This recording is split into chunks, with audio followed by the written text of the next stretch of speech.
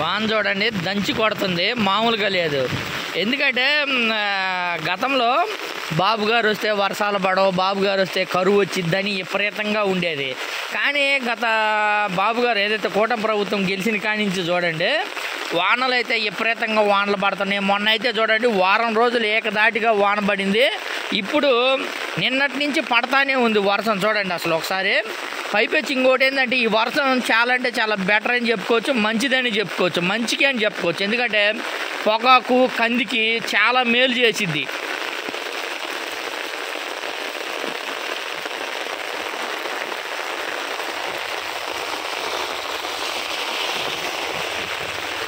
పొగాకు కందికి చాలా మేలు చేసిద్ది. పైపెచ్చు నిన్నటిదాకా వాన పడకుండా ఎండ కాశారక పొగాకు నాటినోళ్ళు పాపం నీళ్లు కట్టుకోవాలి, అబ్బాయి ఒకసారి వాన పడితే బాగుండు అనుకునే విధంగా అనుకుంటున్నారు జనాలు. కానీ ఇప్పుడు చూడండి ఈరోజు కొంతమంది నిన్న మొన్న నీళ్లు కానీ కట్టారు. ఇప్పుడు చూడండి ఈ వాన దెబ్బకి పొగాకు అయితే విపరీతంగా పొగాకు వచ్చింది. కంది అయితే ఇప్పటికే కంది బీభత్సంగా పెరిగింది. ఈ వాన దెబ్బకి ఇంకా బాగా పెరిగిద్ది అనుకోవచ్చు, చెప్పొచ్చు. పైపెచ్చు మొన్న వారం రోజులు వర్షం పడ్డా కానీ కొంచెం ఇబ్బంది జరిగింది. ఏంటంటే ఏదైతే సొద్ద చేశారు చూసా, సొద్ద చేసిన వాళ్ళు కొంచెం ఇబ్బంది పడ్డారు.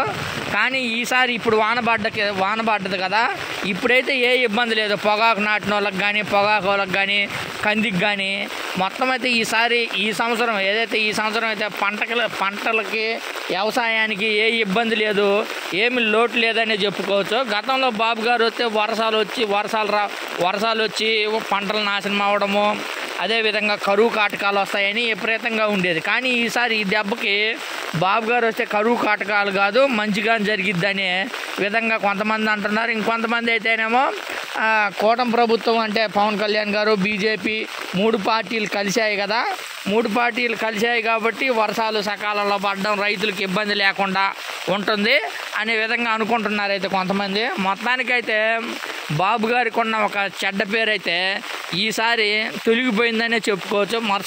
వర్షం చూడండి బీభత్సంగా.